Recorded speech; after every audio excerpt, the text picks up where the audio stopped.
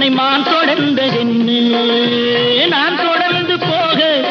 என்னை மான் தொடர்ந்ததென்னு, பொன்மான் தொடர்ந்த போது மனம் மையல் கொண்டதென்ன, மை வடித்த கண்ணில் பெண் பொய் வடித்ததென்ன, மை வடித்த கண்ணில் பெண் பொய் வடித்ததென்ன, கண் பொய் வடித்த பாவை என் கைப்பிடித்ததென்ன, வெள்ளிப்பனி விழும் மலை இருக்க, அந்த மலையினில் மழை அடிக்க, அந்த மழையினில் நதி பிறக்க, அந்த நதி வந்து கடல் கலக்க,